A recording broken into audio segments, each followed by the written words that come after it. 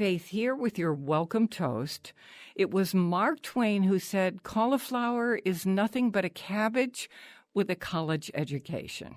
I got that sunshine in my pocket, got that good soul in my feet. I feel that hot blood in my body when it drops. It's great to have you joining the party on the Faith Middleton Food Schmooze, inviting you to eat, drink, and be merry with us. Really good show coming up because we have a cookbook that isn't technically vegetarian, yet it is so plant-based and deliciously creative about how to use vegetables, let's say, as bread, using a spiralizer, that noodle maker thing, to make a pasta from vegetables, and so much more. It's about how to be healthy and love your food. And we think that's really, really important, the loving your food part.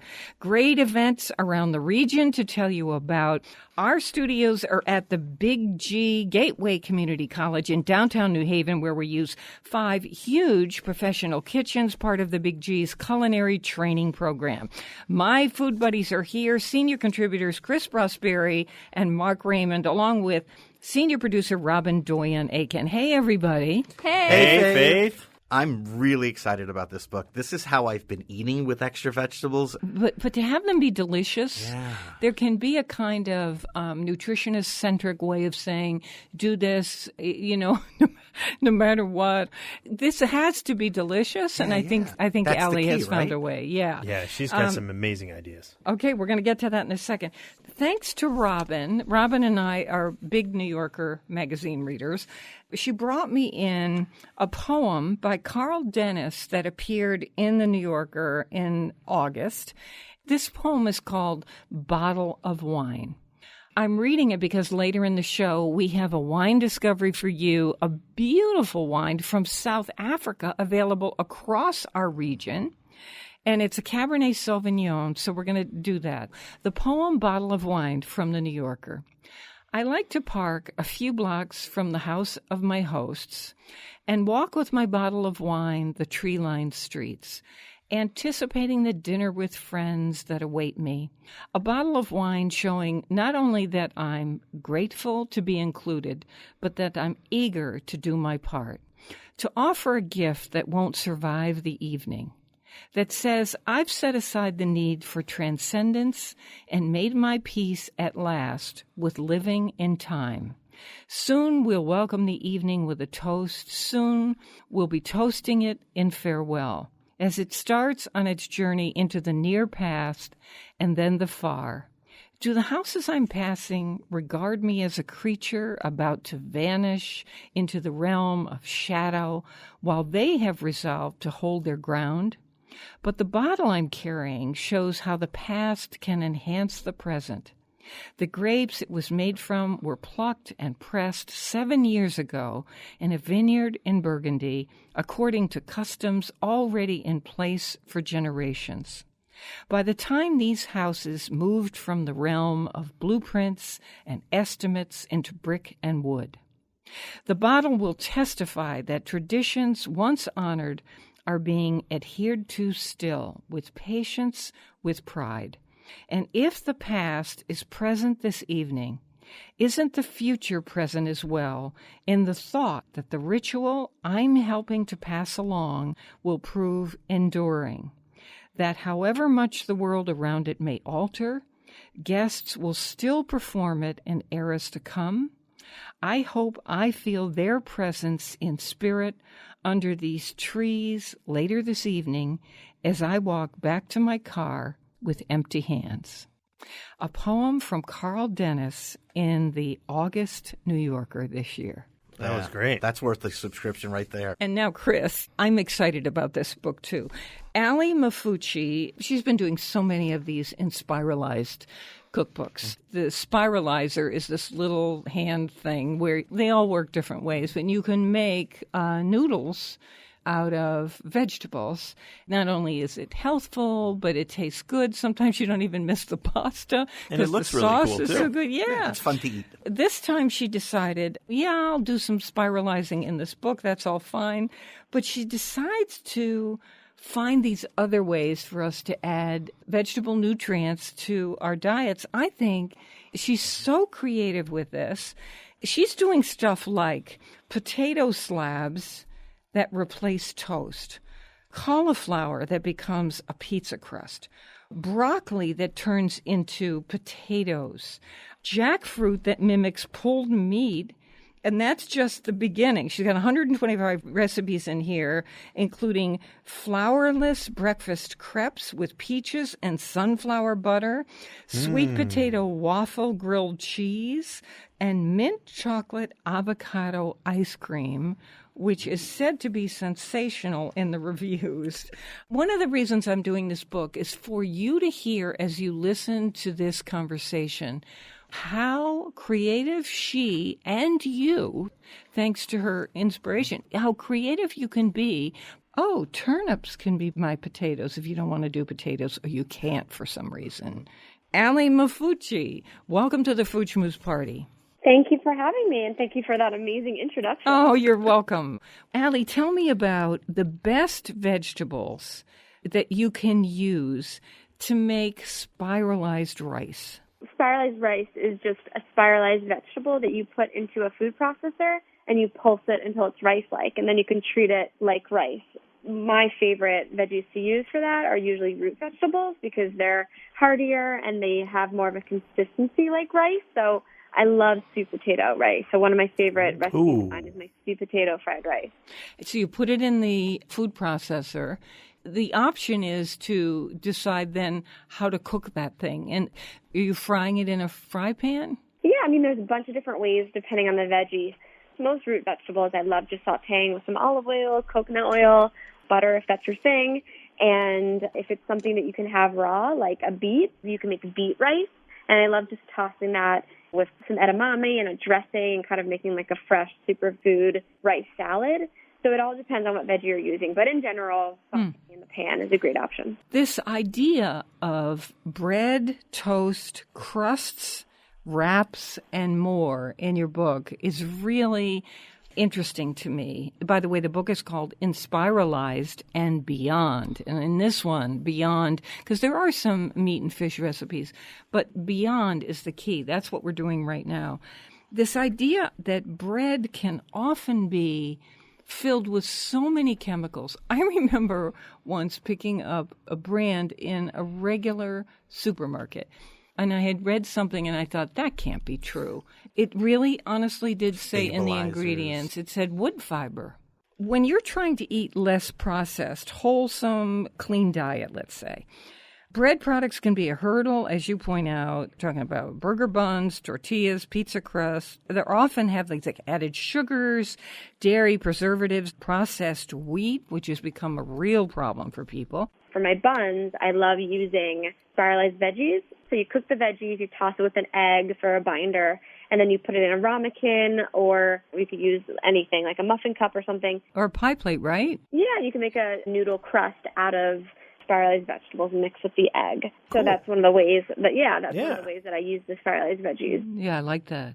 And you use root vegetables often because they have the chew feeling, that mouth feel that you want from a burger bun. Let's go to one of the first recipes, autumn Brussels sprout quiche. And this has a sweet potato crust. How does this become a crust? What we do here is we thinly slice sweet potatoes. You do this with a mandolin, or you can actually do it on a spiralizer, but for this recipe I use the mandolin, and you lay it into a pie pan and you bake it. The sweet potatoes harden up and form a crust, and then you just pour the egg mixture that has the onions and the rosemary and the Brussels sprouts in it, pour that over the crust and bake it. And so when you take a slice, the bottom is actually those sliced sweet potatoes. Great idea. So that is actually your crust. The picture's amazing. You have to looks see like a pie this crust. online at our site. Thank you, Ali, for letting us do that. On the site, we have this autumn or anytime Brussels sprout quiche with a sweet potato crust. And you'll see that the sliced sweet potatoes in a pie plate have this ruffled edge around the outside that is so beautiful. That's on our site at foodschmooze.org. Ali, these flourless breakfast crepes with peaches and then smeared with sunflower butter. Oh, yum. This fascinated me about how you do these particular crepes. There are others in the book. Can you explain how this works? One of the things that I love is making 2-ingredient pancakes, and the 2 ingredients are banana and eggs. I'm a lover of crepes. I thought, I bet if I just thinly spread out this 2-ingredient batter, it would make it crepes. And then I love nut butters. I try to switch it up, and I love the taste of the sunflower butter, and it has a nice summery feel to it also, like a nice nuttiness to go with the peaches. You pureed banana and eggs, and then you get the pan pretty hot, and then you put in a little of this batter of just banana and eggs, swirl the skillet so that the bottom gets coated, and it does form a thin crepe. Cooks for a couple minutes. The edges are set. They get maybe just a little bit of brown on the edge. You flip it over for a minute, and there you go. And then you start smearing on things. So if you're a crepe lover, you see what I'm saying? I love it. It's just I like absolutely great. It's so love it. simple. Okay, so there are cinnamon raisin sweet potato bagels made with, obviously, sweet potatoes. There's a zucchini crust breakfast pizza that we were really interested in. It has almond flour, zucchini, obviously, some eggs, dried basil, dried oregano, garlic powder, salt and pepper, small bell peppers, extra virgin olive oil because you want to drizzle a little, and then some shredded mozzarella cheese. You got a little baby arugula. How you doing the crust? People rave about cauliflower crust, but I find that zucchini crusts have a little thicker consistency, and they just have more flavor. So what I do here is I take the eggs and the almond flour and all those dried Italian herbs, salt and pepper, and I mix them together in a bowl until they have a dough-like texture. And then I basically transfer the dough to a baking sheet and form it into rounds. You could do rectangles, kind of any shape you like. Bake it for 15 minutes, and you have a crust for a pizza. You could put any toppings as you want it, but I wanted to do a breakfast pizza. Very, very So cool. delicious. And I love the arugula with the egg. The photo looks amazing. It makes me want to eat it right now. Thank you. Chris, you made, and it was absolutely delicious. It's a Philly cheesesteak in a bell pepper cup. So you take peppers and you cut them in half and you scoop out the seeds and you just put them on a baking dish and throw them in the oven. While they're baking, slice up some sirloin steak, a little bit of garlic, spiralized onion, and some cremini mushroom. You sear off the steak. You remove it from the pan. Then you add the onion, the mushroom, the garlic, and you cook that just really quick, kind of stir-frying it. And it does kind of look like pasta because the onions are all stringy. Take the meat, throw it back in there. Cook it for another minute or so. By the time you're done with that, your peppers are done. Fill the peppers with that mixture. Top it with a piece of cheese. Throw it under the broiler, and you're done. I don't know. As a chef, sometimes you overthink recipes because you're like, oh, I should put some more stuff in it. But, right, you guys ate it. Wasn't it just... Yeah. I'm a fan of stuffed peppers. And it's on our website, Philly Cheesesteaks with bell pepper cups. Yeah, and I did half in bell pepper and half in poblano peppers.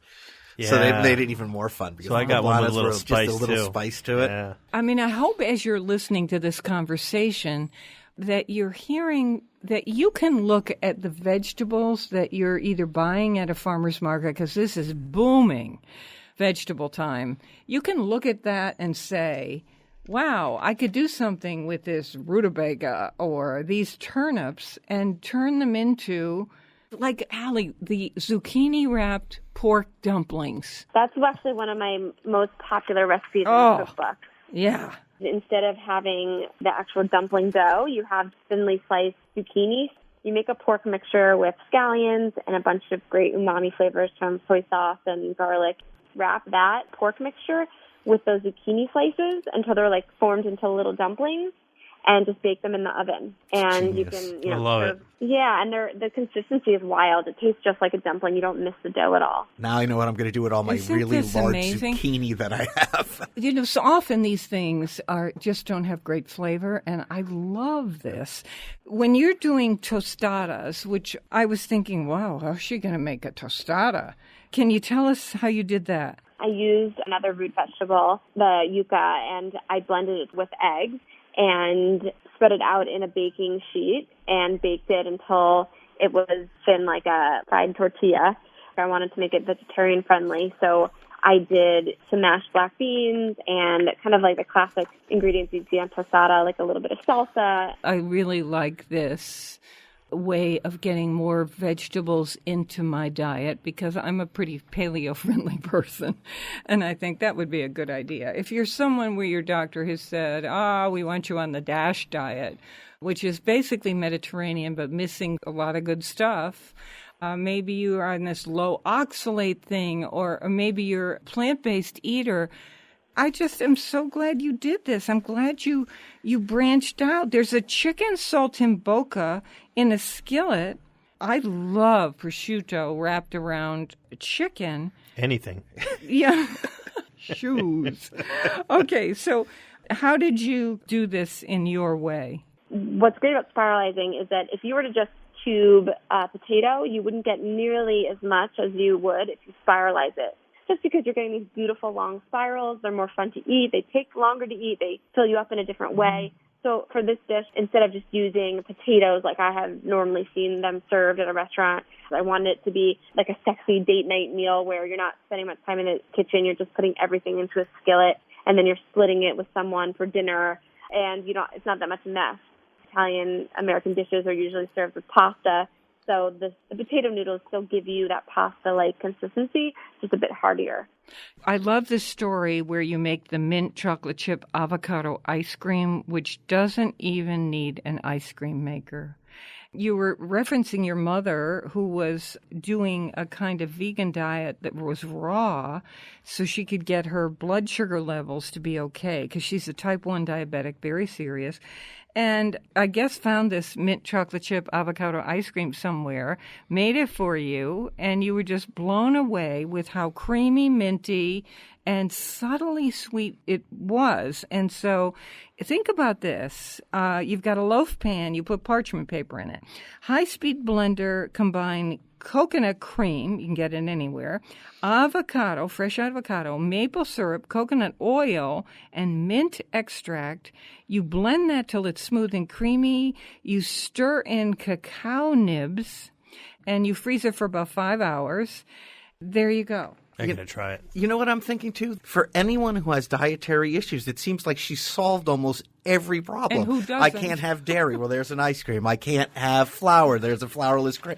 And the recipes are so interesting and flavorful and exciting. I was on her website, and I was just pulling down recipes for different golden beets, and all the different recipes she's got under every category. And I'm like, oh, my God, I could spend all day here. I know. She knows she won us over.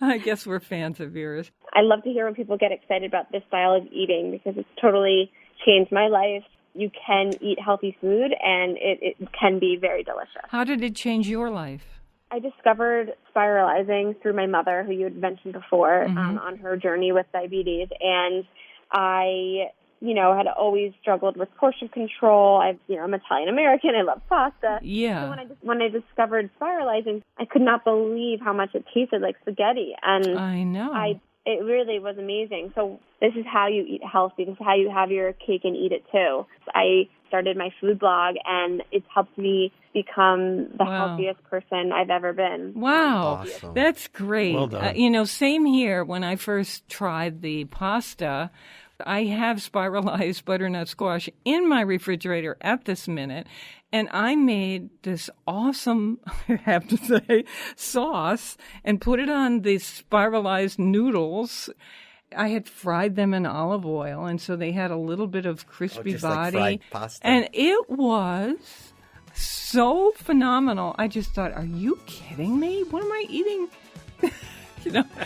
Here's me leading a trip to Italy saying this, but really, I thought this is phenomenal.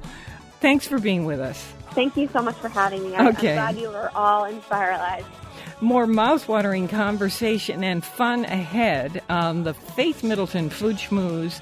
I hope you will make a charitable contribution to feed the hungry. They are many. We're online now at foodschmooze.org, and of course, we'll be right back.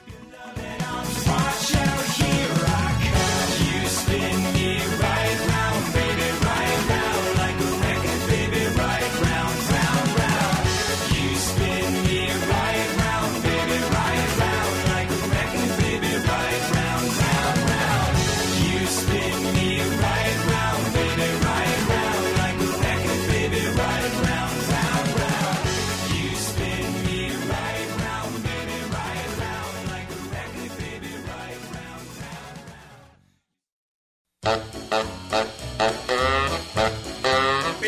cornbread.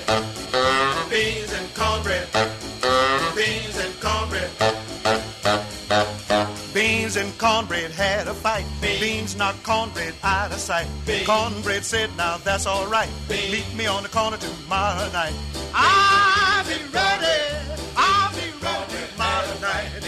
I'll be ready. I'll be ready tomorrow night. I'll be ready. I'll be ready tomorrow night. That's what Beans said to cornbread. I'm Faith Middleton. You can sign up for our free podcast or copy of the show. It arrives every week in your inbox, and you just go to foodschmooze.org, sign up one time, and then it comes to you. You have a library, you have an archive. Most important, you can listen on your schedule. I'm with my treasured food buddies, Chris Prosperi, chef and co-owner of Metro Beast Restaurant in Simsbury, Connecticut, wine broker and senior contributor Mark Raymond, and senior producer Robin Doyen-Aiken. Okay. There are so many events coming up in the region that I don't even know how to detail them, but we've selected a few to let you know about. Now, here is advance notice on this because this is so well attended. It's the Mark Twain House, and they are hosting their annual fundraising gala on Saturday night, November 3rd at the Goodwin Hotel in Hartford. And they're featuring, this is going to be based on a book, Twain's Feast, Searching for America's Lost Foods in the Footsteps of Samuel Clemens. Andrew Beers, the author, is going to be there. 250 community leaders and sponsors, funders, friends all show up for this. Sarah and Luke Bronin in Hartford have said they're coming. WNPR, Connecticut Public Radio, is a media sponsor. Chef Tyler Anderson is presiding. We care about them and this. We want to see them exist in Hartford as the treasure they are, drawing people from all over the world. And every year it's a great event. So we wanted to let you know, just go to the Mark Twain House online and you will see exactly what to do to reserve your tickets before they are sold out. So can we go to this idea about, before I do another event, this idea about how to create a real BLT Bloody Mary? This is what great bartenders do. They sit around and they try things. And I thought, what happens if we try something? The latest phase with Bloody Marys, to make them sort of BLT-centric, is to put a stick of crispy bacon in as the twizzle stick. Like the celery stick. Yeah, and that's wonderful for a Bloody Mary. And I have enjoyed that piece of bacon many times in places. Yeah. But I just have a feeling that we could do something a little more. We can keep that bacon stick in there, but let's do something a little more bacony, a little more true to what a BLT is. Does anybody have any ideas? Chris, go. Yeah, when I'm in Florida visiting my brother at his hotel, they do this for brunch, and he's been doing this for years. He takes a bottle of vodka, and then on the side, he takes, 4 or 5 strips of bacon, and he cooks them in a pan nice and crispy. And then he takes the bacon and the bacon drippings, the fat, and he pours that into the bottle of vodka, and he lets it sit in there with the bacon for a couple days. And then he freezes the vodka and strains it, and he gets this amazing, mind-blowingly close to bacon vodka that I've ever had in my life. It's like drinking bacon. Wow. It's so okay. amazing. A thought I have is very close to that, Chris, because I use bacon to flavor bourbon, not the ultimate expensive kind, but decent bourbon. I don't put the bacon itself into the glass jar with the bourbon. I just put the fat. Yep. And it does the same thing. When it freezes in the freezer, you can lift that fat right off. You strain the bourbon back into the jar, and it's got this smoky, bacony thing going on. Good. Chris says, and his brother says, to do this with vodka. Then we know where we're getting the tomato, but where are we getting the lettuce? I don't know if this would work because I haven't tried this yet, but I'm thinking, okay, I'm going to make a few strips of bacon and I'm going to chop them up and throw those in the blender. with my tomato concoction, Right. the horseradish, Right. but maybe less of the horseradish, why can't I chop up very fine some iceberg lettuce? Right. I'm following you. And the bacon-infused vodka, use the bacon strip as the stirrer in place of the celery. That really sounds good to me. The other thing you could do is you could take, the romaine hearts you buy? I was just going And, yeah, right? yeah, yeah. And peel them down all the way down till you get the little, they're like little almost heart, yeah. yellowy hearts, and actually break those leaves off and stick them right in the glass. And it would be like when you were a kid and you put celery in the colored water and watched it go up. Eventually, if it sat in there long enough, the Bloody Mary liquid would go up into the lettuce. Yeah. See, what you're hearing unfold here is how a bartender creates a drink. And they'll try it one way, then they'll try it another way, then they'll say, I'm going to tweak this, tweak that, and then they come up with the cocktail. Chris, my only thought about that would be, just as sticking a bacon stick in, sticking a rib of lettuce isn't going to really flavor that tomato sauce. So what I'm trying to do is create a flavor profile that's mixed together. I'm wondering if you almost take that shredded iceberg and you garnish the top. You take your spoon and you kind of stir it in as you want a bite of stuff. Chunky. So You'd have a little bit of a chunky. Right. So when you know how you would take your celery stick out and take a bite of it, you take a spoon and you just kind of dip it in, and you've got a little bit of the bacon, you've got a little bit of the shredded lettuce and the tomato, and Put chopped up you're bacon having in there sort of and an I'm in antipasto as well as your drink. Okay, so you two are now thinking that this should be a drink Chunky. with a spoon, Yeah, which chunky. is perfectly acceptable. And then why not throw a couple grape tomatoes cut in half in there too? Then it would be like a real meal. Almost a gazpacho. Almost like a gazpacho. Not enough to where it was like a gazpacho, but just maybe one or two. I think now you're going in a great direction. It reminds me of, which book was it? I think Fast Food My Way by Jacques Pepin. And one of his ideas for the end of a meal was to, in a pan, a shallow pan, put in some water and some quite decent Pinot Noir. And then, you stick that in the freezer and you take a fork and you make it keep stirring. Yeah, sure. And that makes, he said, a beautiful crushed ice. gratinée. Yeah. Like a slushy. Like a slushy, yes. So you put that Italian in. ice. And in a way, what we're describing is that. Yeah. So do we want in this BLT Bloody Mary, do we want the usual suspects? Do we want Worcestershire sauce, the horseradish? Are those too overpowering? I think you'd have to experiment with it for a little bit. And then what about the mayonnaise? Yeah, there are two ingredients that are for essential bread to and- every yeah, yes, bread and mayonnaise. Those are the two essential ingredients in a BLT that we haven't talked about yet. In the last few shows, we keep bringing up our Tex-Mex, our Southwestern food. What if we did, and we're always mentioning crema. You bought crema at the store to make some tacos or tamales. Remind people what that is. That's like Mexican sour cream. The difference is it is pourable. That's one of my takeaways that I remember. It is pourable. So what if we finished the BLT with a little swirl of crema, something pretty like you would do for a cappuccino or something. And then I'm thinking big homemade croutons that become a part of the garnish somehow. Yeah. Or breadsticks. Yeah, but they can't touch the drink because they'll get soggy. So they'll have to be extra large cubes. And then you have to play around with how you can put a bamboo toothpick sort of thing through the crouton, and it has to stay together. There's going to be some that will fall apart, and you just have to eat those. Could the croutons go in at the very last minute just before serving so they're floating on the top? Oh, and these folks are saying use a spoon to eat this. So now we've got a kind of gazpacho BLT Bloody Mary. I like your idea, Robin. We can have a lot of fun with it. This is our project for all of September. I will start right away because it's my favorite Sunday drink. Same here. It Absolutely is? love it. Absolutely love it. Champagne. That's where I'm going. Here's another event. On September 25th, there is something called the Goldfish 50th Anniversary.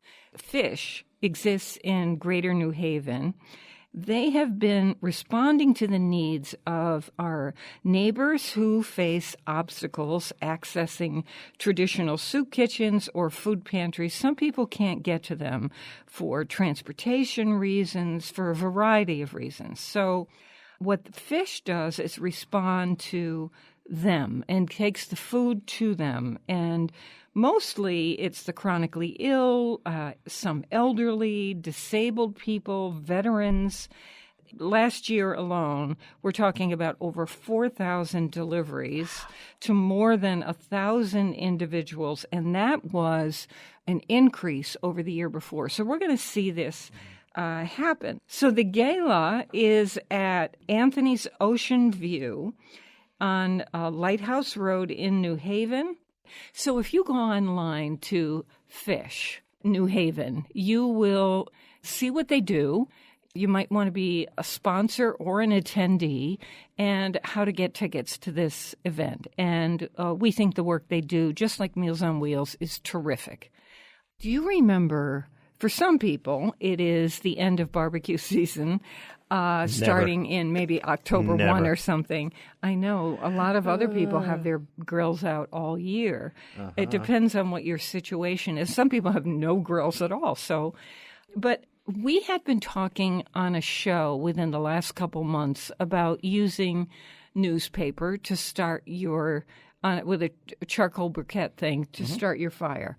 Well, here's an email we got from Richard Kozlowski. He is a PhD, and he said, you know, I spent most of my career as a chemist. I'm concerned with hazardous chemicals that are of environmental concern.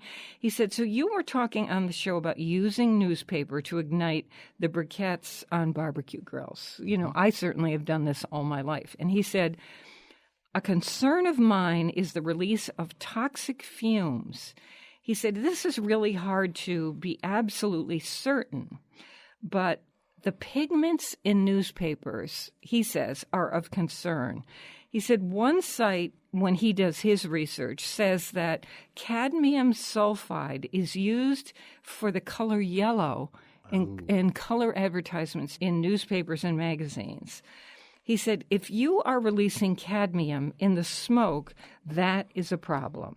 He said in municipal incinerators, where they do big-time stuff at the dump, cadmium releases as much as nickel batteries when they're not properly disposed of. He said there's a concern about lead in newspapers, in the newspaper print. He said, so people who do these fires in the backyard, and they sort of start it with newspaper and whatever. He said, you've got this PVC-type plastic stuff going right into the... don't do that. He said, so in the end, I would say, you know how people have campfires and they throw any kind of trash into the campfire? He said, you can't believe the chemicals that are in this stuff. Don't do that. Now, I wish he had given us... Yeah, I was going to say, does he give you an alternative? Something else to do. Make sure you're just using the editorial page with all the black and white print. Yeah, but then that's lead. You have to be careful with that, he said. Okay, so I really appreciated Richard sending this in to us because it gives you something to think about.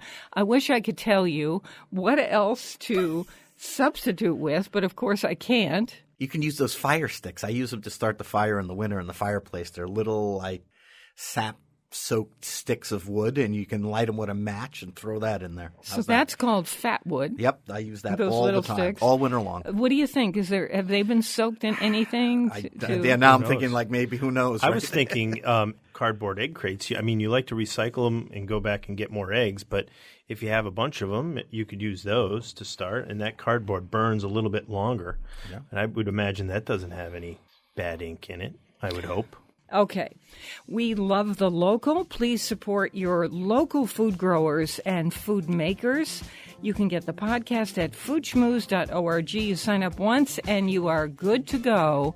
We have a wine discovery for you. It's a cab. It's a red cab. And it's from South Africa this time at a good price point, around $20. So stay with us for that. We'll be right back.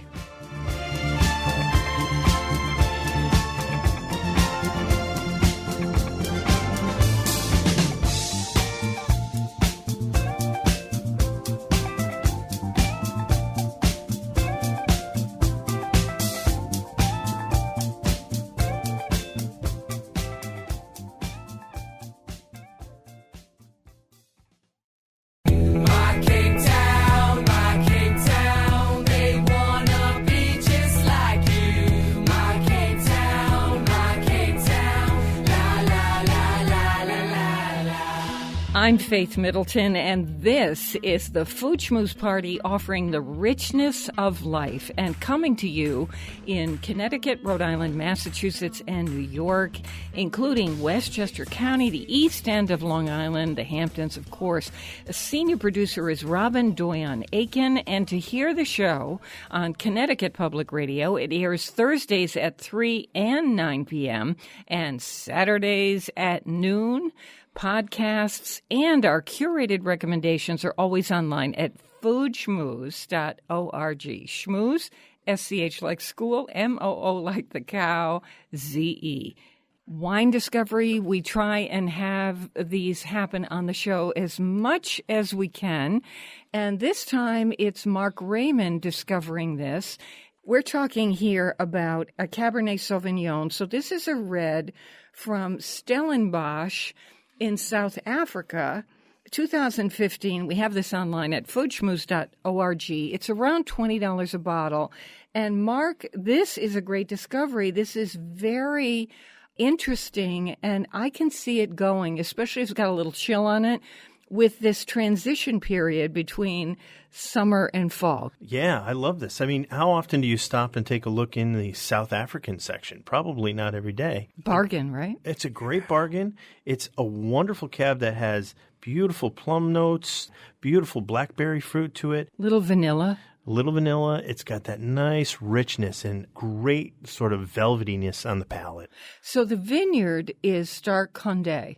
We know what it means when a vineyard is hand-picking grapes. It's usually a sign that that vineyard is doing pretty wholesome wine, because that takes a lot of effort. Absolutely. If you're getting hand-picked grapes, then you know that this is an estate winery. That they're doing everything that here at the show we love about small wineries. I love the richness of this. This is just so this is really good. Delicious. It's in our glasses here in the studio, and the thing about this is that it's been open a little while, and now it is really getting richer and deeper. And for $20, this is drinking like a $35 bottle of Cab. It's really amazingly expressive. It's just got so much fruit and so much going on. What is this good with? We can't do it justice by talking about it. I know. What is this good with, before I get into how they do something with these baskets when they pick the grapes? I would have this with grilled chicken. Yeah, anything on the grill. Grilled lamb, grilled vegetables. Eggplant, I'm tomatoes. not opposed to sitting around drinking a chilled bottle of this just with friends, though this is a very food-friendly wine. For me, this time of year, I'm doing grilled skirt steak, grilled short ribs. Oh, yeah. Daniel, my son, loves filet mignon. Mm-hmm.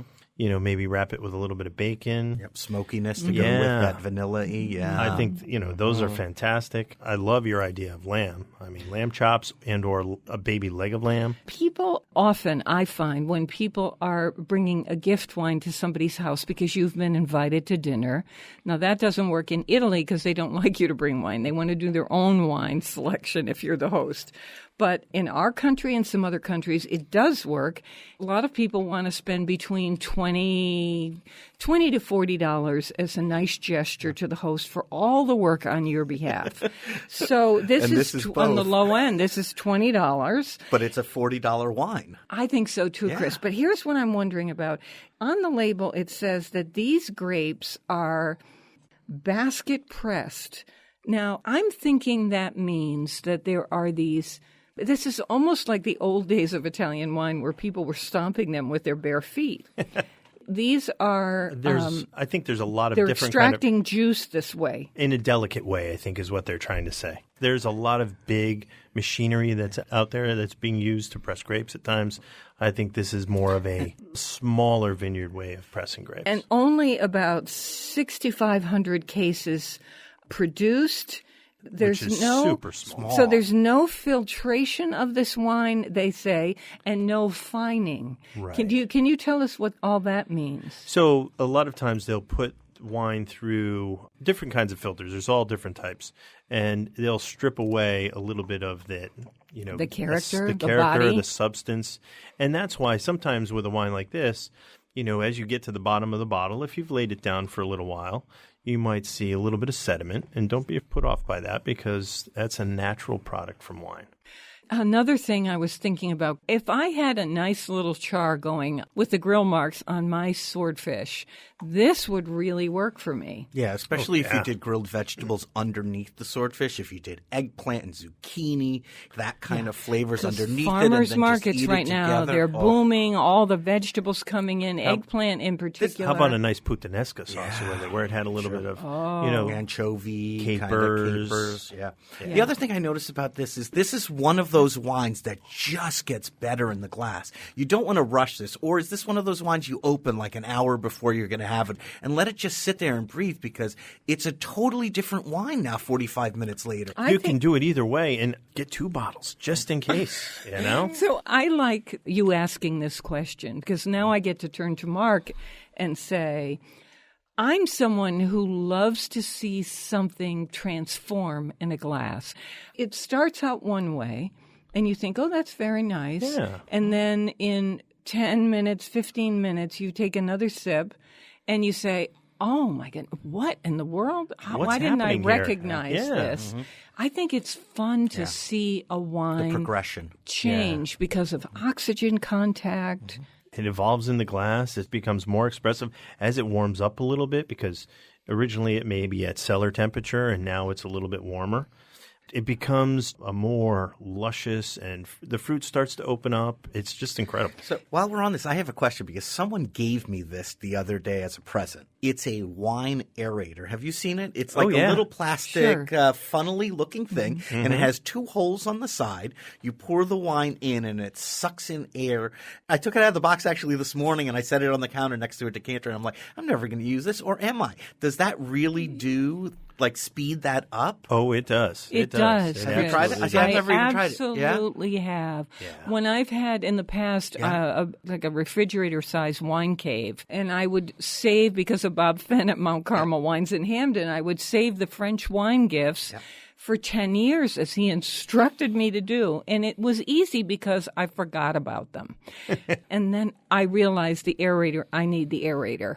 Yeah. Or for a really big, remember we used to say, I like a big wine, a big Tuscan wine. Oh, yeah. These aerators really work, right? Oh, they do. They're incredible. And they're all kinds. There's one has a hand pump. And, so whatever the one I have is tiny. Some look, it's just as simple as like a funnel. But it makes it so much more expressive. But here's why Chris is asking this.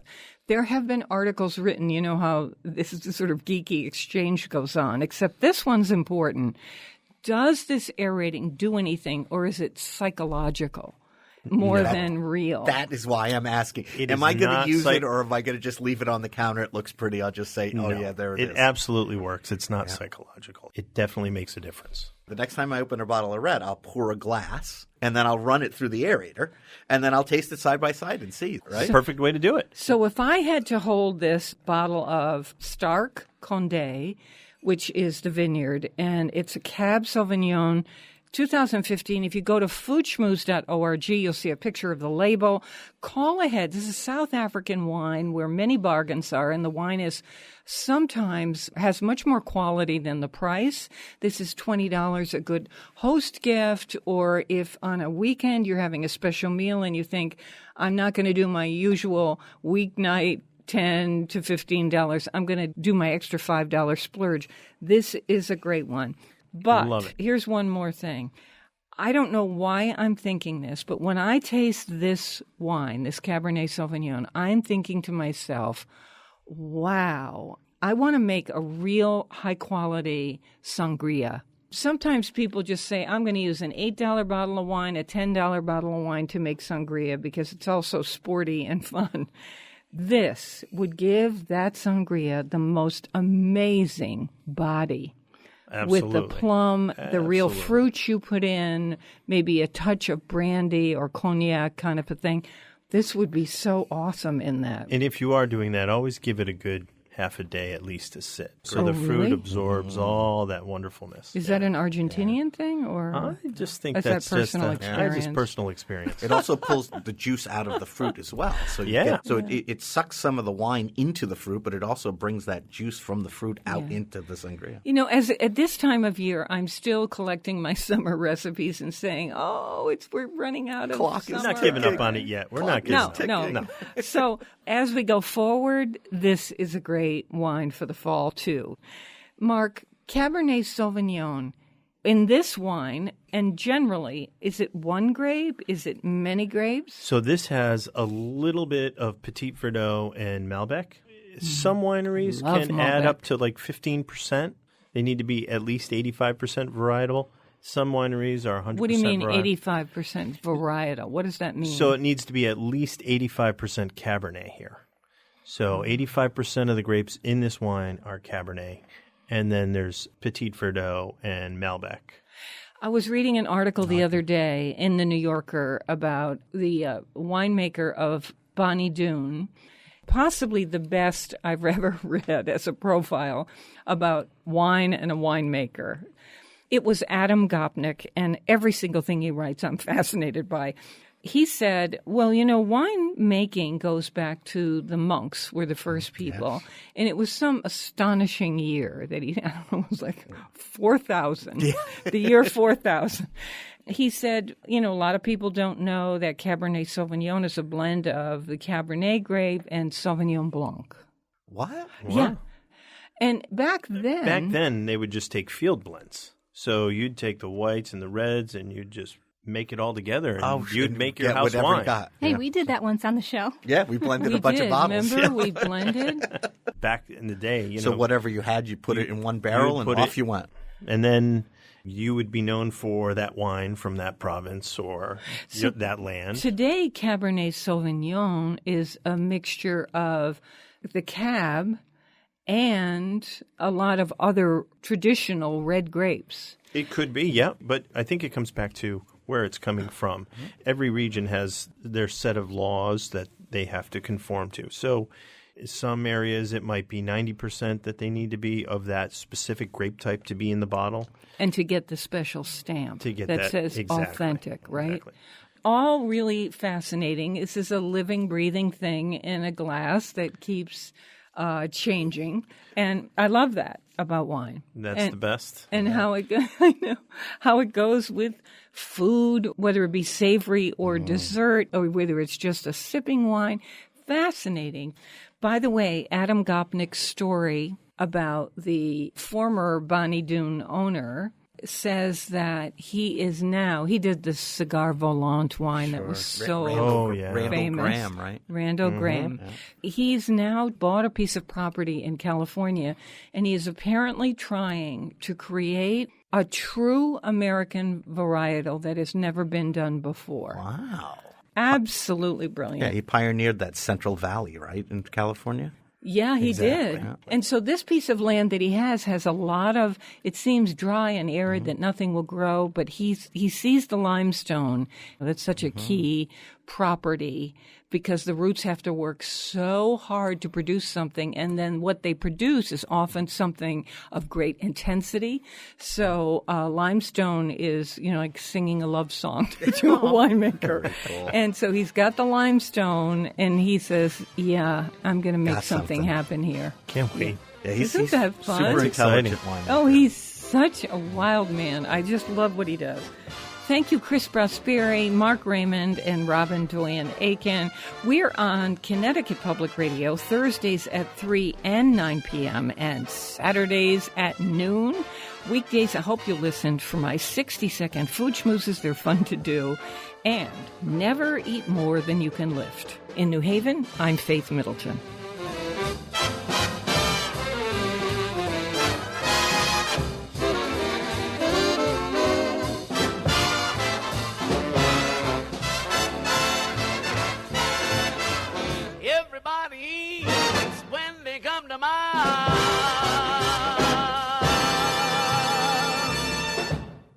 Hey, don't want the party to end? Well, neither do we. Talk with us anytime online at foodschmooze.org.